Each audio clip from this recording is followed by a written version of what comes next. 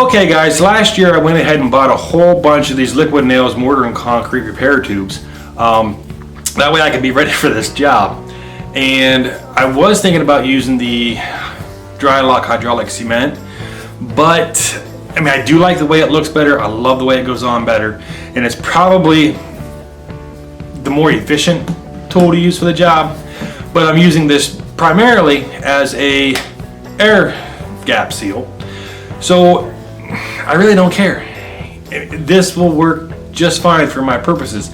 Like I said, I'm not getting a whole lot of water down here, and I'm fairly certain that the DryLok paint will fill up any gaps and prevent what little moisture I am getting from coming in. So this, the liquid nails, we're just using as an air stop to fill in any gaps that may be in the wall, so that, not sure what that sound was, so that we're not losing heat through air gaps. Went ahead and have everything set up behind me, ready to go. Got my tubes or my tunes over there on the So Weak Bluetooth speaker, and got my phone down here ready to go with some music. But YouTube doesn't like me to play music. They have to be specific with what kind of music we're playing. So we're gonna go ahead and get started. We're just gonna fill in these holes here, so that way it can have time to dry, so we can then, next step, go ahead and put the DryLok paint on.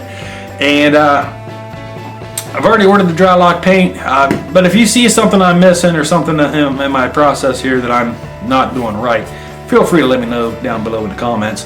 We'll put a link to this fine product down below in the comments too, just in case you want to check it out. But after we put the DryLok paint on, then we're going to buy some the panel insulation, because from what I'm reading and what I gather, the panels are mold resistant, or actually shouldn't take mold at all. And then we're just going to buy one sheet thick for that, because that's going to be about $200 just to cover the outside wall of the room. And that's a little bit more than my budget allows for. I mean, I would love to go 2 panels deep. That'd be $400, and I got the rest of the basement to do anyway, so I'm not gonna go 2 panels deep. R13 is gonna be the one I use, which is about $40 a sheet.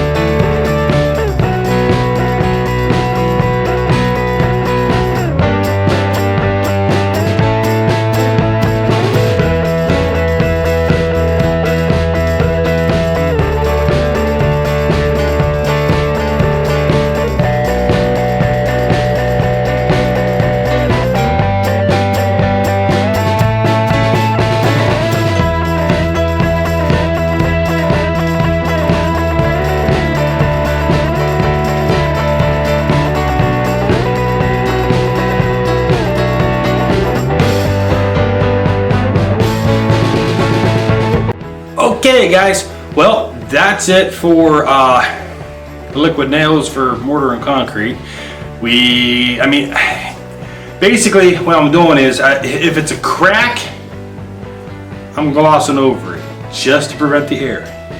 I know that the DryLok paint will fill in a small itty bitty cracks like that, and but me, I'd feel a little better putting that DryLok paint on some of this stuff as opposed to just on the crack itself and allowing it to fill it in, because that is a space where if not filled in, the water can still penetrate, or not really penetrate, but push through, and that might push through my paint.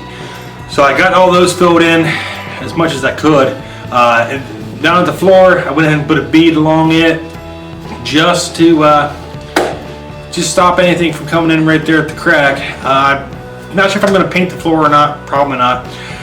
But I am going to put some sort of flooring down, probably a floating floor or whatever can work good on a cement floor. If you have any suggestions, of course, feel free to put that down below in the link, or as a comment, because I am open to suggestions. If I'm missing a step, or if I am not going to be doing something correctly, or you feel that I could do something a little bit better, feel free to let me know, because really all I got to go on is my mind, and most of my plans are 10 years old, even though I have it up in here how I want the room to look when it's done, and it's ever evolving and ever changing. So anyway, as far as it goes, next step is going to be the DryLok paint, which should be here next week. Of course, I'm going to have to wait for a warm day to start putting it down, because the fumes and the furnace is right here and the hot water tank's right there, and I don't really want to go boom. So I'm going to have to shut the hot water tank off, shut the furnace off to paint, and it's going to have to be off for at least probably 6 hours, because it's 3 hours between coats. So one coat, wait 3 hours, second coat, wait 3 hours. I could probably turn everything back on by then, and then I gotta wait 24 hours before whatever from there. But at that point, I'm not worried about that 24-hour wait, because it'll probably be at least a week after that before I get down here and continue on with the next step. So anyway, like, comment, subscribe.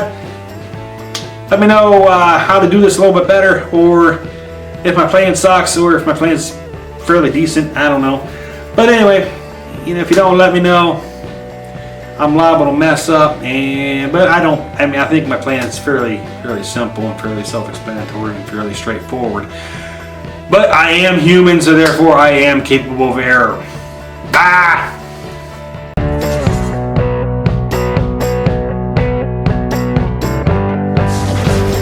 I was going to use the DryLok. Why is it so hard for me to remember hydraulic cement? I don't get it. Of course, the furnace would kick on in the middle of this, wouldn't it? Yes, of course it would. Why wouldn't it? We'll cut this right here. We'll come back, okay?